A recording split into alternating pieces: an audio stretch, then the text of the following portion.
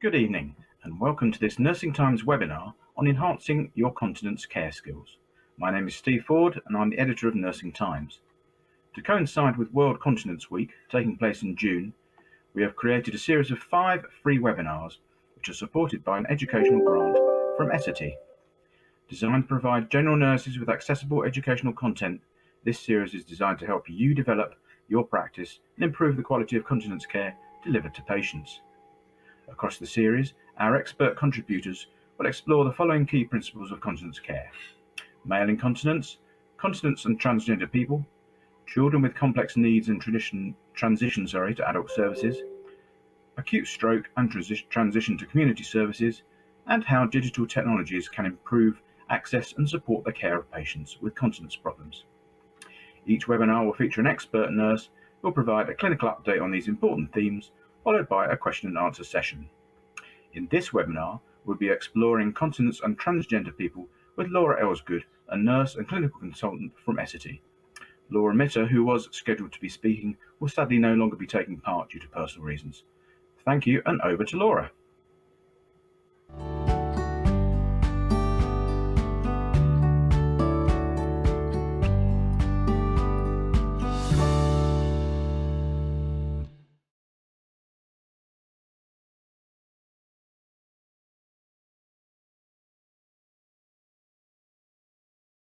Hello, my name is Laura Elsgood. I am a clinical consultant working for Essity under the Tenor brand. Today, I would like to discuss with you transgender and the impact on neurologic health. The learning objectives. Following this module, you should be able to understand the definition of transgender, be able to review the different types of incontinence, the impact on neurologic health, and the possible complications for the individual. The word trans is an umbrella term for all people who cross traditional gender boundaries, whether that is permanently or periodically. Many trans people know from a very early age that they don't identify with the gender that is assigned to them at birth, whilst others come to this conclusion much later in life. Every trans person's journey through life is unique and individual to them. There are no right or wrong ways of being trans. It's what works best and feels right for them. To understand the terminology, trans females are individuals who are assigned male at birth, and trans males are individuals who are assigned female at birth. There isn't any robust data on the UK trans population that currently exists. We tentatively estimate that there are approximately 200 to 500,000 trans people in the UK. The Office for National Statistics is researching whether and how to develop a population estimate. So the definition of urinary incontinence. The International Continence Society defines urinary incontinence as the complaint of any involuntary leakage of urine. This definition is not enough on its own. Each person's individual circumstances also needs to be described.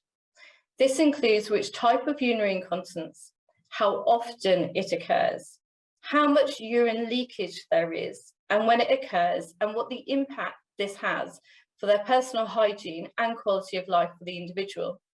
It also needs to describe the next steps which have been taken to prevent urine leakage and what assistance the person needs. We know this is one of our greatest public health disorders. Although the prevalence increases with age, it can happen to anybody at any age. This condition is also vastly underreported, underdiagnosed, and undertreated. The different types of incontinence. Before we look at the different types of incontinence, we should first consider what a normal healthy bladder is. The bladder is a muscle known as the detrusor muscle. It has two important functions, storing and emptying the urine. The kidneys produce around 1,000 to 2,000 mils of urine within any 24-hour period. Your bladder on average should empty 4 to 7 times a day. A normal healthy bladder will be able to hold about 300 to 600 mils of urine at any one time. Age does affect the bladder capacity.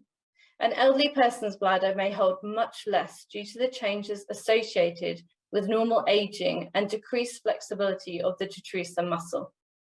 So stress incontinence. This is the involuntary leakage of urine on effort or exertion. The pelvic floor muscle provides a sling-like support for the pelvic organs, and they are very important in maintaining the bladder control. If the muscles and ligaments become weakened, stress incontinence can occur. The symptoms are leakage of urine when coughing, laughing, sneezing, or exercising. The pelvic floor muscle can weaken for many reasons. The most commonly known cause is childbirth.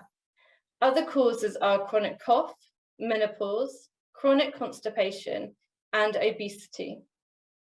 There are exercises that can be done to help, and there is further information online and via your healthcare professional. We must all take care of our pelvic floor muscles by doing exercises, including men, as everybody has a pelvic floor muscle. Urge incontinence. An individual with an overactive bladder will get a sudden urge to pass urine and will need to go to the toilet more frequently. Where they are unable to manage this overactivity and develop symptoms of incontinence, then this is considered to be urge urinary incontinence. Urinary tract infections and constipation can also cause symptoms of urge incontinence. As well as an increased frequency, where often small amounts of urine are passed, they may also have to get up more than once in a night. Urge incontinence is a known risk factor of falls. Many people with incontinence think that reducing fluid intake will help relieve symptoms. This can, in fact, have the opposite effect, as concentrated urine aggravates the bladder and can make symptoms much worse. This type of incontinence is treatable with some slight changes to the individual's lifestyle, such as diet, types of fluid intake, medication, and bladder retraining. Overflow incontinence is the involuntary release of urine due to a weakened bladder muscle or to a blockage. An enlarged prostate or constipation are the most common causes. Symptoms include hesitancy, weakened stream, and stopping and starting of the urinary flow. The bladder never empties properly, and so urine builds up in the bladder. This is called urinary retention and can result in the bladder becoming overstretched and enlarged. The residual urine left in the bladder increases the risk of developing an infection. Treatments include providing medication to increase the activity of the bladder muscle wall, surgery to remove any blockages, or treatment to relieve the constipation. Neurogenic bladder is a bladder dysfunction caused by neurological damage.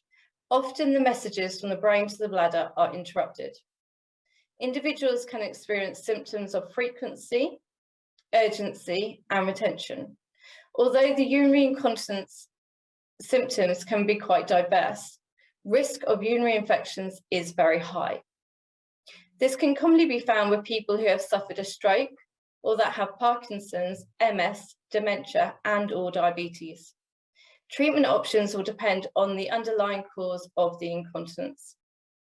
A person with functional incontinence can have a bladder that functions normally, but has other physical or environmental challenges that affect their ability to cope and maintain continence. For example, a person with dementia may have a normal functioning bladder, but due to memory impairment, they do not remember where the toilet is, or they may have impaired dexterity and unable to manage their clothing. Management options would focus on strategies to reduce the effect these challenges have on the individual. For example, introducing clear signage for the toilet, or changing clothing to allow for easier clothing removal. So now we'll have a look at transgender and the impact that it'll have or can have on their urologic health. As transgender individuals begin their journey through transition, hormone therapy is a common stepping stone for those looking to match that outward appearance to their gender identity. Even as this process is becoming increasingly common, there is still a long way to go in educating and informing individuals on how hormone therapy can affect the urinary tract and what can be done to help make this exciting journey as smooth as possible. Please note that while I speak of hormone therapy and how it relates to transgender men and women, this information also applies to non-binary individuals who are seeking hormone therapy. Before surgery, people often take hormone therapy. Trans females are often given medication to block the body producing testosterone. These medications can cause urge and stress incontinence. Trans males are often given high levels of testosterone medication, which can lead to urgency, pelvic pain, and urinary tract infections, UTIs. So how does someone's gender-affirming surgery impact on their urologic health? Gender-affirming surgery is very complex, and the procedures one person may need to reach their preferred result can vary from person to person. This is why a personalised approach is so vital. Aside from many things a person may go through during this process, people undergoing gender-affirming surgery may also face a range of urologic issues. Women undergoing feminized surgery, they may choose to start their surgical transition with removal of the testes. She may have surgery called vaginoplasty, which is the creation of the vagina. Vaginoplasty may cause such urologic conditions such as an overactive bladder, stress urinary incontinence, or a urethral stricture. Gender-affirming surgeries for trans females often involve shortening the urethra, which can lead to an increased risk of UTIs, as well as scar tissue causing a risk of urethral strictures. In addition, these patients may suffer from functional disorders of the lower urinary tract. Such disorders may be caused by the damage of the nerve supply of the bladder floor during dissection between the rectum and the bladder, and by a change of the position of the bladder itself.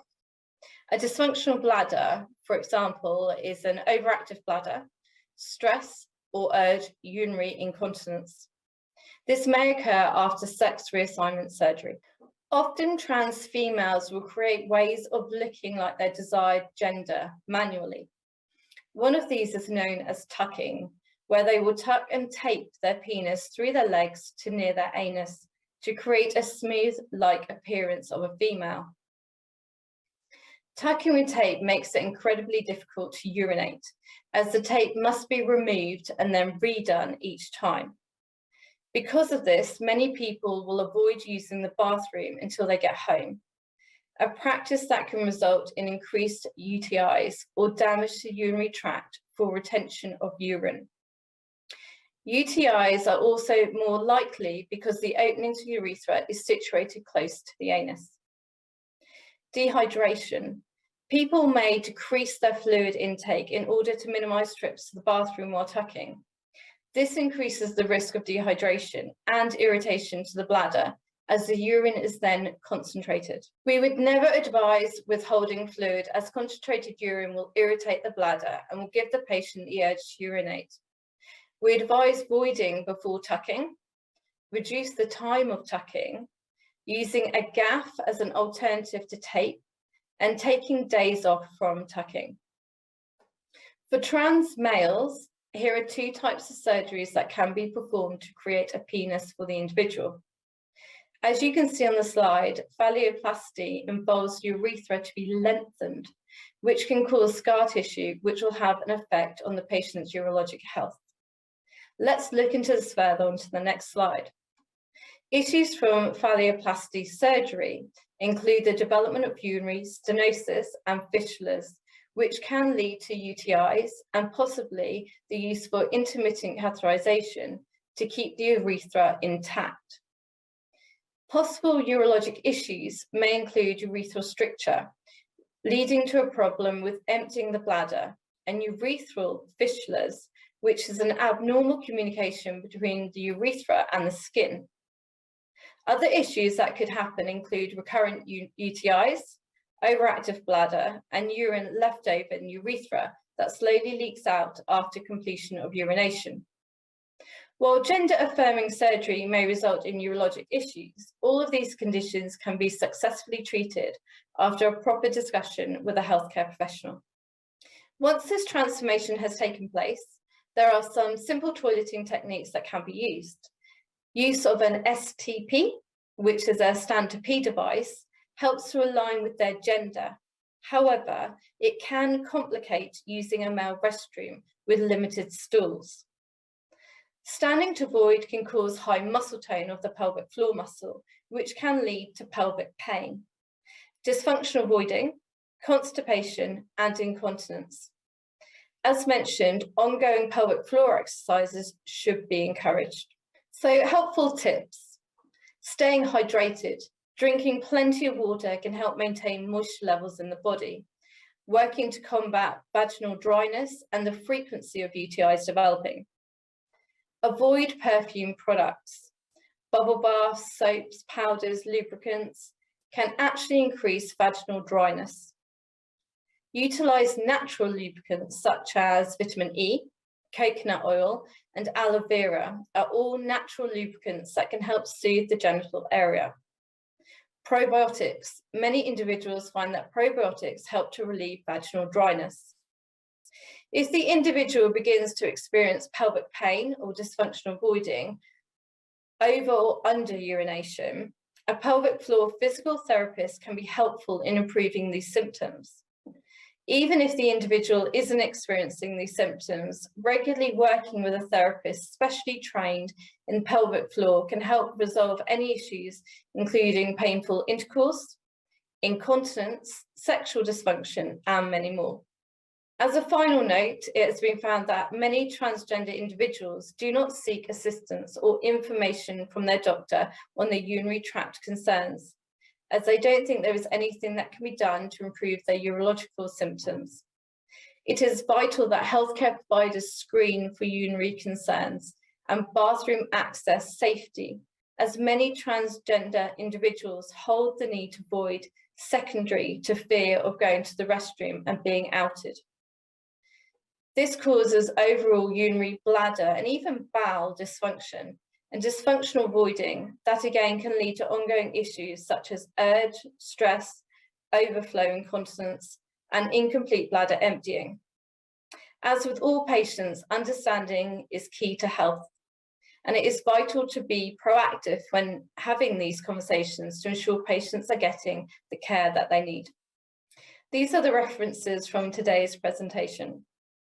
In conclusion from today's session, you should be able to understand the definition of transgender, different types of incontinence, the impact on urologic health and possible complications.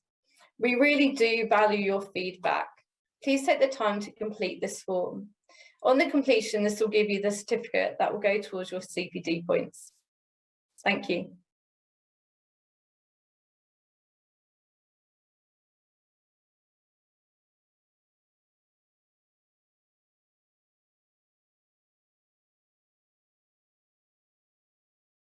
I'm Jane Mays, the Clinical Education Manager for Essity. As a nurse, we all know what education means to us, but I would like to share the views of some of our clinical colleagues.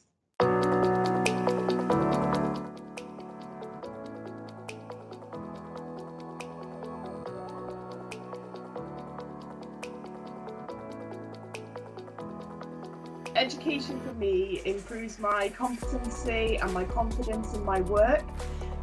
It helps me to stay up to date with the best practice, which is evidence-based, and ultimately for my patients it means they get a better standard of care with better patient outcomes and also a much more efficient service and an efficient treatment plan. Education is so important. It's empowering, enabling the opportunities to increase knowledge and confidence to be able to deliver best practice and care. Education is not an exclusive club. It's available for everyone to ignite interests and the want or willingness to learn more. The value of education is to widen our knowledge base, to underpin our practice with up-to-date information in order for us to provide gold standard quality of care to each individual.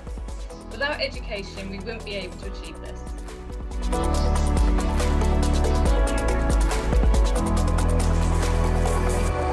When it comes to our educational needs, every clinician is on their own personalised journey. We choose the therapy areas and the topics and the learning styles to suit us. At Essity, we have redesigned our educational concept with this in mind. It's simple. Pick your therapy area, then go on to pick the topic, and then the learning style to suit you.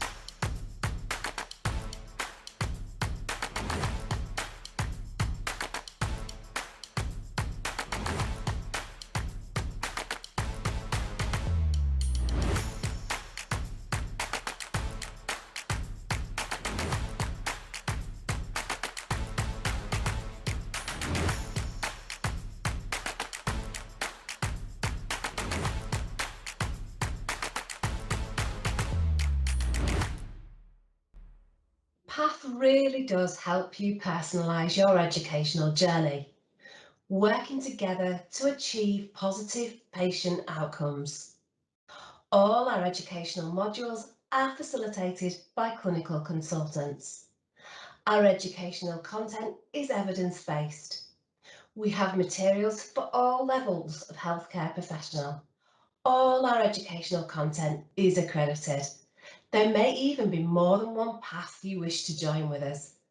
For example, continence care, lower limb management, wound management, orthopaedics, sprains and strains, and even animal healthcare.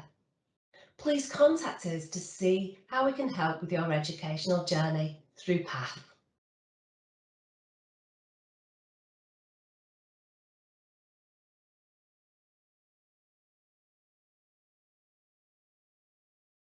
Hi, my name is Ashley Clydesdale, and I am one of the Senior Product Managers for the Tenor product lines, and I'm also the Project Lead for the Diversity, Equity and Inclusion Advisory Group for ST in the UK. At ST, we know that hygiene and health is the essence of well-being for every person on the planet at every stage of life. Through our constant drive for progress and focus on action and dialogue, we empower millions every day to overcome ordinary challenges in the most extraordinary ways. This has inspired the ST brand purpose, breaking barriers to well-being. We've identified 4 key barriers: health and hygiene. With increasing population, we see higher demands on public and personal hygiene and health. At ST, we provide the knowledge, products, and solutions to improve hygiene, health, and well-being in the world.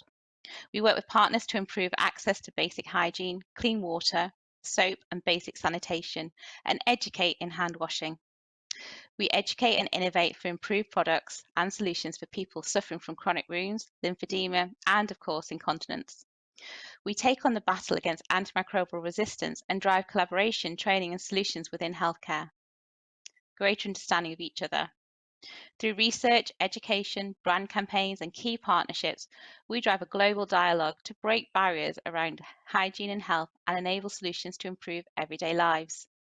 We drive awareness around cultural stereotypes in hygiene and health in relation to areas like age, gender, and disabilities to support more inclusive societies.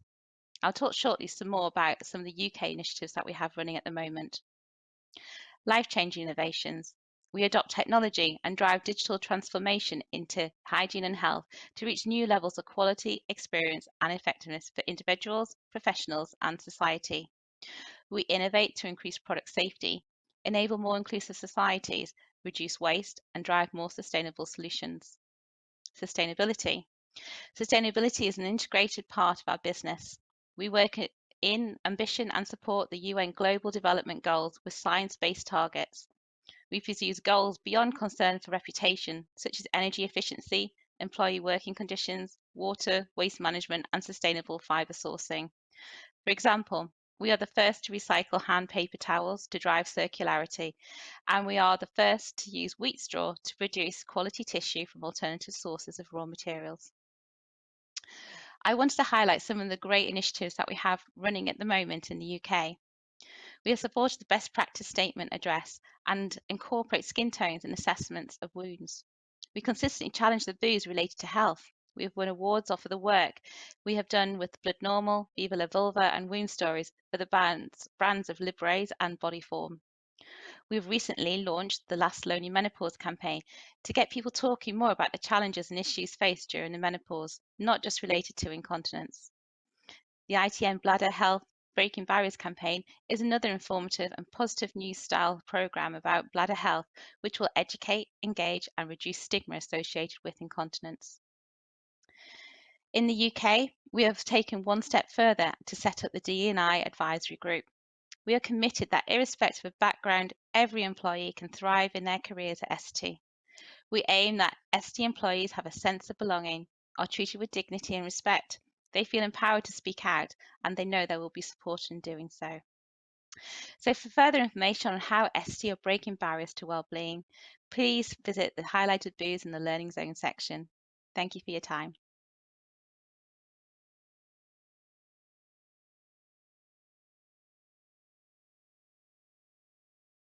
Hello again, and welcome to the live element of tonight's event. As I said at the start, my name is Steve Ford, and I'm the editor of Nursing Times. I'm delighted that joining us as tonight's speakers, Laura Elsgood, a clinical consultant at SAT, and also Ashley Clydesdale, who's a senior product manager at SAT, who we just heard from just then. Fascinating presentation, Laura. Thank you very much.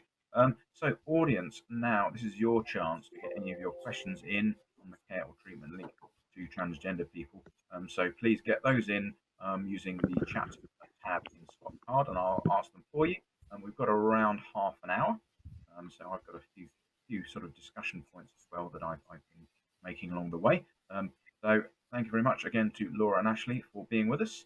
So again, I guess whichever one of you wants to answer, just let me know, basically. So my first question is, this feels like an area that is growing in demand, I suppose, or capacity perhaps. Have you noticed an increase in nurses or others coming to you for advice or information or guidance at all on the area of transgender continence? Yeah, so that's a really good question. And this is what triggered the whole transgender project to start off with, because it was a conversation that I was having with a clinical lead. This was some further information that they required, which started off the research and the module that you've just seen here. And since working on the module, I've then had further conversations with several other clinicians. I'm quite fortunate to work in Southeast England, so I cover quite a wide area, and conversations are becoming increasingly popular, I guess, if that's the right word. So yes, this is definitely the time. We're living in a very modern world, and this is something that we need to be talking about. So last night I mentioned about breaking barriers. You know, incontinence is a taboo subject. Trans is also a taboo subject, so we're talking about two taboo subjects here and bringing it into one. So it is massive, and it's something that we need to be going out and talking about, definitely. Fantastic, thank you. Again, oh, sorry, yes, go for it, Ashley. I was just going to add in, I mean, the work that we're doing for the D&I advisory group, it's really opened our eyes as well, and this topic just ties in so perfectly with what we're doing in the organisation as well. And we've had some fantastic speakers who presented to us regarding transgender, and it is fascinating, the topic. So although it's still, I think there's a lot of people, as Laura mentioned, the two stigmas and linked in people coming forward, it's so difficult. But I think having these sessions and having this kind of education, opening people's eyes, is just so important. But this is only the tip of the iceberg. You know, it really is. We talk about dementia a lot with incontinence. You know, when you look at research that's out there, it's very dementia heavy. Now, if you put the three together, because this is where we're going to be in years to come, we're going to have transgender individuals that are living with dementia and experiencing incontinence. And it's how are we going to manage that? Because that is going to be a challenge. That's something that we need to look ahead on as well. No, yeah, absolutely, yeah. Lots of, as I said, an expanding area, I guess. So, Ashley, I can't let you get away with it. You mentioned some really interesting sessions that you'd had. Could you perhaps elaborate on a couple of examples for me? Yeah, certainly. I mean, we've always one pertinent session actually happened last year. I think actually one of the members of our group is on today regarding she actually got her son to speak about his journey, and it was so inspiring and educational, and even just like down to terminology and pronouns, and it's an education to us all, and it's really raised our awareness as a company. And certainly as me as an individual on LinkedIn, you can see now I have my pronouns all correctly stated, and I mean, I have to say as well, I mean, my son as well is going through this process, so it's really close to me. So I'm really, just say, the fact that Laura's been able to deliver and to develop this education, it's fantastic. But yes, I mean, there's a lot more work that's going to be done internally, certainly linked to pronouns use and company signatures and things like that. So there's a lot of exciting work taking place. Yeah, brilliant. So, yeah, I mean, there was one thing that jumped out at me, I guess. I think, Laura, you mentioned toilets and people avoiding using them sometimes due to the fear, basically, as you said, of being outed. Um, I mean, would you say that access to toilets for transgender people is a problem, or even in hospitals and healthcare settings, and for people in transition, particularly? Yeah, definitely. So we're very segmented still. So, you've got male toilets, you've got female toilets. Now, what can happen is the transgender individual is confused as to which toilet they should be going into, because they don't actually go out there to cause any conflict. They don't want conflict. So with that, in turn, they tend to hold their bladder, so they're voiding. So then to have a bladder full of urine, that can then have a knock-on effect for UTIs as well. So it's really important if we could get communal toilets, and that's where we are going to. So before coming here, I worked in a prison setting, and we did have communal toilets. There was no female or male toilets at all, because there's a population of transgender within that healthcare setting. So that is something that I think we're going to have to look at for bladder health, definitely, is to having communal toilets. Yeah, and I mean, remember as well, even if a person is going through through the process to change their gender orientation, they may not necessarily regard themselves as male or female either. They may not actually identify as a particular gender. So it is a real challenge to make sure you have the facility and support. I think certainly, like when you look in like colleges, there's a lot more provision there. And certainly in a workplace, though, that's something that we're striving towards, to have that flexibility, that so people don't have to be embarrassed. People can work, say, and feel comfortable, and not have to hold on and feel, as I say, we want to remove all the barriers. Absolutely. Laura, again, you mentioned UTIs and the increased risk. Would you mind explaining that in a little bit more detail for me? Yeah, so as I mentioned earlier, holding your urine, not going to the toilet, that can then increase your risk of UTIs greatly. But also, what we often forget, that there's hormones located in the bladder and urethra, and those receptors are not spared by hormone therapy at all. So to really promote bladder health, we need to stay nice and hydrated with water, and they need to void when they need to go to the toilet, definitely. Great, thank you very much. And we've got a question in from the audience. Can't quite see the name. Anyway, they say they teach second-year undergraduate nurses to catheterize. And the question is, what kind of advice could I be giving around this subject in transgender patients? Catheterization. That's a really, really good question, actually. I think that's something we might need to revisit, because I don't heavily deal with catheterization. But what I can say is I went on a really good course last year by the Mermaids. It's a charity, and they do a whole day course for healthcare professionals. It was really interactive and very informative. So that's definitely worth a look for opening up that education arena. Just while we're on that topic, actually, I mean, is there any sort of further reading or anything, or any guidelines even at this stage that you'd advise our audience to seek out, that would be helpful, as well as obviously you're on top of your brilliant presentation, of course. Yes, so the RCN have a really good publication that really helped me as well underpin my research for the module. So RCN definitely, Born last year had a really good presentation on transgender as part of their conference. So, and Bladder and Bowel UK as well also talked about transgender. So if you can look back on those two, they're really good and they're very informative, definitely. Perfect. So let me look. What else have we got coming in? So yeah, we can also, let's also talk about path, of course, which was the latter part of the of the presentation. How do people get access to that? Who do they get in contact with? I'll take this one. So many hats. Dive in. And there's lots of ways that they can get access. I mean, hopefully many people actually know their local ST team member, so they will actually start the process and go through their journey. You can contact our concierge service. So in the learning booth, all the contact details are there on how to contact the team.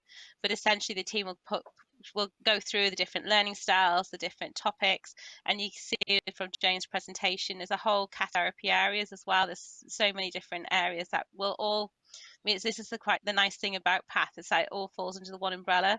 Previously, we had all this education, but it was all in lots of different places, and it was very difficult for the healthcare practitioner to actually to seek out their journey on every element that they needed. Whereas now the platform that Jane's launched, everything's in one place. You now have a really simple access form that you can go through. It say it's on the learning zone. So yeah, I mean, if anyone wants to learn about fracture management, that's another one of my key topics. But say there's veterinary healthcare, there's all sorts under there. So Great pitch. And of course, the key question is: does it count towards CPD? yes. Yeah, it certainly does. It's all of it CPD accredited. Some modules we do have affiliations with different universities as well. It just depend on the topic. But yeah, it will all go towards revalidation. And I say the different styles, where we have like a master skills workshop and you have face to face, that's obviously much more interactive. But where people want to learn from a distance, we have that e-learning style as well. So for the continence topic, I mean, we have a wealth of information. Obviously, we're now developing more bespoke modules like the transgender module that Laura's developed. But we have the real basics in assessment, continence management, promotion of continence. We have skincare and continence, dementia, night care. There's so many different elements, and generally speaking, on those topics, you'll have the e-learning option and the bite size. There's also a whole suite of product training as well. So there's a lot of information there. But as I say, best support is go to the learning zone. If you don't know your local ST team member, and yeah, that will point you in the right direction. Perfect. Thank you very much. So sticking again with its sources of information, so I imagine there may be a bit of overlap as we go on, but obviously it just shows how interested people are in the topic, which is great, and that they want to find out more, particularly on the education side and students. So Mary Williams has a question, and she asks, can you recommend good sources of information for, well, actually both student nurses and registered nurses, she says, and sources of support for transgender people? So it's actually quite a broad question, actually. So it's not just a good source of information, but also places of support, basically, to point or signpost, I imagine, patients towards. I mean, again, in my personal background, I've done a lot of research in this and also working in the D&I group. So one particular organisation that we're working with a lot more, in fact, I'm in their office tomorrow, it's called the Proud Trust, and they have a lot of education available there. As a company, we are accessing that and getting more information. So there's a lot of it's just that background information, and it does focus more on the young person, but it certainly opened my eyes. And I mean, I am a trained nurse as well. I'm still registered, even though I am in marketing, but it has opened my eyes. And I think, I mean, Laura, you've already mentioned some resources as well that you could direct people to. Yeah, so the RCN, really good publication, and I said bladder and bowel and born, but there's new stuff coming out all the time because it is getting spoken about a lot more. But another tip would be, we have a TENA Professionals Facebook page, so we're constantly updating it. I'm one of 3 clinical consultants, so all of us have input with the TENA Professionals page.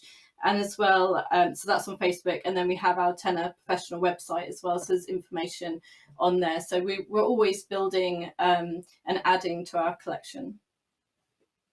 Yeah, brilliant. It's really good to hear. Very useful for everyone. So we've got a question in from a student, so Casey Camp. So they ask, as a student nurse, I had a placement experience in a urogynecology clinic. I never heard anyone talk about continence issues for transgender people.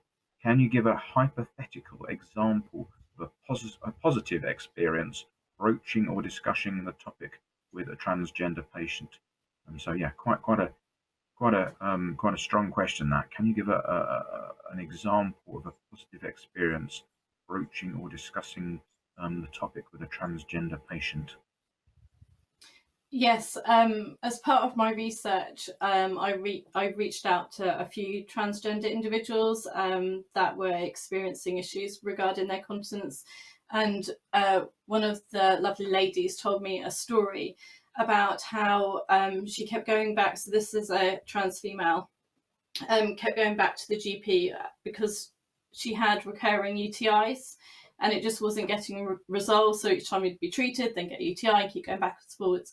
And then she had to have that conversation to say, I am transgender. And this is where the whole tucking part of my module came in. That's why I was quite passionate about those slides, because there wasn't that understanding there, or that knowledge that when a patient tucks, because the penis is so close to the anus, that you've got that bacterial infection going through, which was causing the recurrent UTIs.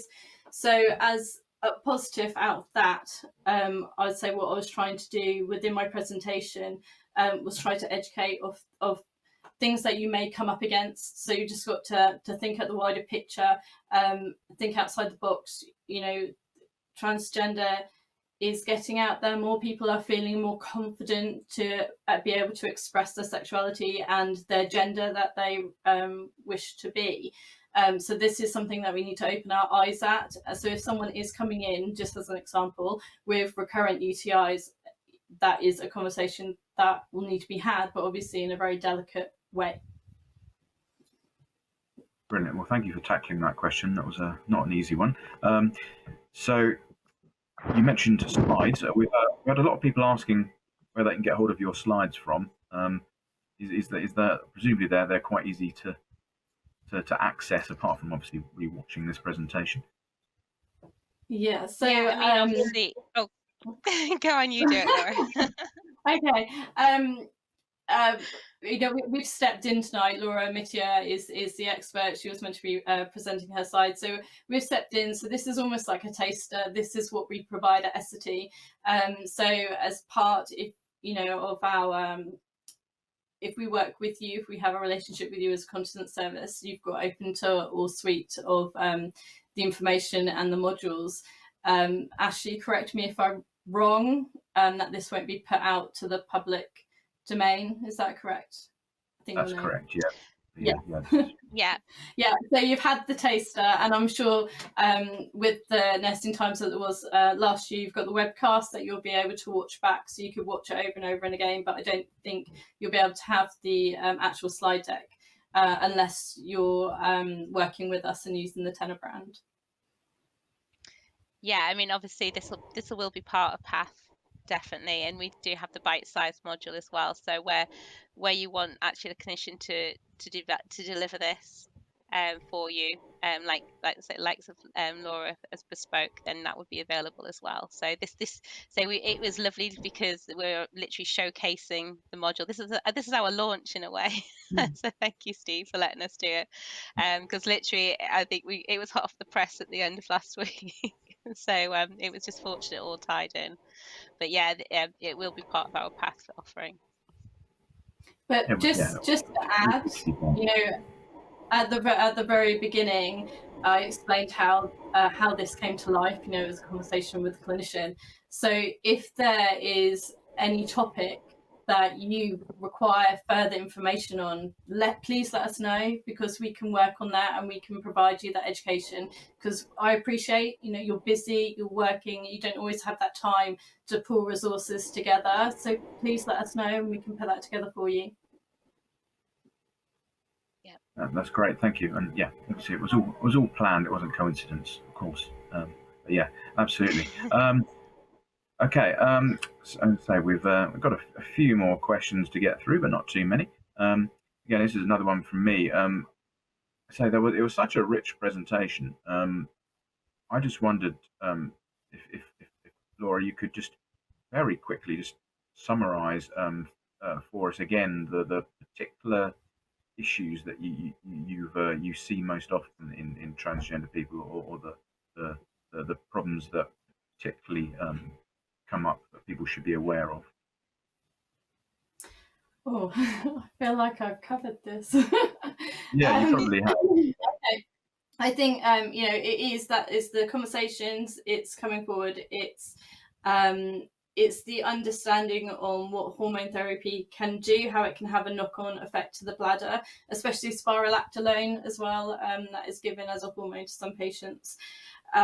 We're then looking at surgery. I mean, not all, but there are a small proportion of patients, they come into this journey and this isn't done lightheartedly. They really wish to identify by a different gender. So they've gone through an awful lot mentally and sometimes financially to get to this point. So when they've come out of their surgery and there's already a high level of expectation, and then to then find out that maybe you've become incontinent must be soul destroying for them, because they've then got to deal with that. So it is, we're dealing with two topics here that are very close to mental health. And I think promoting it, I think talking about transgender, talking about incontinence, knowing the possibilities between the two. I mean, again, with incontinence, we know that many people don't come forward and say that they're experiencing incontinence, and they try and self-treat themselves as well. So it's opening those doors, it's being more receptive to our patients, and just having that understanding of the repercussions of what can happen, so we can triage and treat people a lot quicker, rather than them going through several different treatment plans in the course of a year, like that patient that had recurring UTIs. So they can be resolved a lot quicker, so not impacting further on their mental health. Brilliant, thank you. Yes, it's just I appreciate you doing that. It's really useful just to tie it up together again. So thank you. Just as I was about to let you go, got a question in from Geraldine Acharya. That is Acharya. There we go. And she asks, what is the youngest age that people start their journey at, presumably that transition? And are we likely to encounter this in a children's continence service? Really good question. And yes, you are likely to encounter this in the children's service, because if I'm right, the children's service goes up to 18, and you can have some quite young children that are going through the process. I had a conversation recently with one of our acute trusts, again, about transgender, because they were seeing quite a lot come through the door, and they were children. But I appreciate that they weren't at the surgical stage. So people are allowed to have incontinence issues and be transgender. The two don't always have to link in, but it is definitely a conversation that has to be dealt with a little bit differently. But yes, the answer is yes, you probably will see children in your service. Perfect, thank you. Looks like Ashley is back. I was basically just gonna turn to you and ask you for more information about the UN Global Sustainability Development Goals that SAT support, because sustainability. Yeah, is something sure. Yeah, very I keen mean, on. I don't know how many people know about the UN Global Sustainability Development Goals. I mean, there's a lot of information again in the learning zone, but for ST, we're basically focusing initially on 6 key goals. So there's a lot of detail on or more, but I'll go through the key ones. So say goal 3 is good health and well-being. Then we have gender equality. Goal 6 is clean water and sanitation. And then we've got we're responsible for consumption and production and climate action. And then goal 15 finally is life at the land. So as I say, there's a lot of detail linked to this, and you see it on our brand site and the links in the learning zone. But for example, for goal 3, basically what we're doing is we're looking at sustainable products, as much as possible. I mean, I'm sure you've seen the Tenor Protects on all of our Tenor products. I mean, of course, Tenor is just a small, well, not small, but it's just a part of what ST do. I mean, I think when you look at the ST booth, we cover so many different brands that people are very familiar with, like Talk and Velvet, Bodyform. There's so many different elements to our company, and then we have all the manufacturing sites as well. So when we're looking at our sustainability actions, it's looking at all those different sites, all those different brands. So Tenor Protects, yeah, that's one of our key things that we do. So we look at the services for health and hygiene. We really focus on education. So in some countries, we're doing an extensive education program with children and consumers. And of course, you can see what we're doing here with our healthcare professionals. We also support patients as well. I mean, one of our great resources in the UK is Tenor Community. And then we also, part of our arm is under wound care. So we look at preventing the spread of diseases and antimicrobial resistance as well with some of our products. So that's just like all ties in under that goal 3. But as I say, I won't go into everyone because there's so much detail and I haven't written it down in my notes. So you'll have to go to the learning booth. But ultimately what we are looking at is there's 17 goals under the UN, and our company is striving to support and achieve all 17 down the line. But it's quite an accolade to say that we are working with UN actively, and you'll see our Magnus Growth, our CEO, working with them all the time on LinkedIn, etc. No, thank you. I know it was a slight deviation from the topic of this evening, but I think it was. I was quite settled back then. I had to get my notes up quick. Did a brilliant job. All good. Thank you. So what I'm going to do in a minute, I will ask you both what your take-home messages are. We've got one more question that's come in, so I'll ask that, and then we'll move to take-home messages just before I wrap up. So Shayla Kumar, who we welcome back from last night, who was asking a couple of questions then. So great to have you on board again. Yeah, definitely. So the question is, how as professionals can we make it easier for transgender people to come forward to access services? And I guess that's the panacea, isn't it? How do we encourage people to come forward and seek care or use services? Any advice? I think go on, Ashley. Go on, no. Okay, for me, and it ties into the work that I'm doing as well for the company. It's to make sure that your environment is as comfortable as possible, and being open and transparent and welcoming. I think there's still a lot of stigma linked to the topic, and people feel uncomfortable about coming forward. So the more that your trust is seen, and this is what we're doing with ST, is like we're actually showing the work that we're doing, the good news messages, and by sharing that news, it encourages people to come forward, and to actually work with you. And I've had such lovely messages from my colleagues internally, coming forward and stepping, not necessarily transgender, but other issues like hidden disabilities and things, where they feel empowered to actually come forward and talk about it. And I think that's the same kind of thing with if you have that welcoming environment and people feel comfortable, then they will come forward. I don't know, Laura, have you got anything to add? No, you've got it covered. I was just going to, the part of the Bourne conference, they were talking about waiting rooms not being so gender specific. So different clinics that they may have to not be, so say it was a male clinic, maybe just make it everything a little bit more gender neutral, because that is received positively. That was the take-home message that I took from Bourne. Great idea. Yeah. Okay, fantastic. Thank you. So yeah, as I said, in general, just from everything you've said and heard today, Laura, I'll pick on you first. Sorry. Can you give us your take-home message? What would you like our audience to or the one thing that you would like them to remember from today? So us all together, let's really break down those barriers to taboo subjects, because we, us as clinicians, we are the voices for those that quite often don't have the confidence to speak up. So it's up to us to really break down those stigmas. And I think, there's such a massive workforce out there. If we all did that, I think maybe would at least change one person's life, but hopefully a lot more. And for you, Ashley?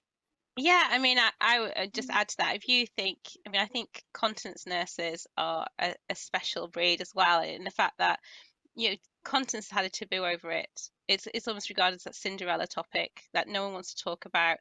I mean, I remember when I first moved to ST and I was regarded as that tenor lady, and when people knew you had like this tear reaction where people would come to you and talk to you about their problems, or people would just like, oh, okay, and quickly change the topic because they wouldn't want to talk about it. And we've done so much to actually break down the stigma. I mean, there's a lot more to do, and I mean, I'm hoping that the work that we do for ST is helping that and breaking some of the taboos. But it's the same. We have to keep talking about these taboo topics. So yeah, talk about it. Look at what we can do, and say make sure our doors are open wide for these people with these challenges. Perfect, fantastic, an excellent place to end on. Thank you very much. Great advice. So we've got a couple of seconds. So thank you again to everyone. I'm afraid to say we've run out of time this evening. So thanks very much to Laura and Ashley for sharing their expertise and to ST for sponsoring the event. I hope to see you again tomorrow for the next of our webinars in support of World Continence Care Week. We'll be looking at acute stroke and transition to community services. And don't forget, you can watch this session back and all of the other webinars too. And don't forget to visit the Continence Zone on the Nursing Times website for more resources too. So goodbye for now.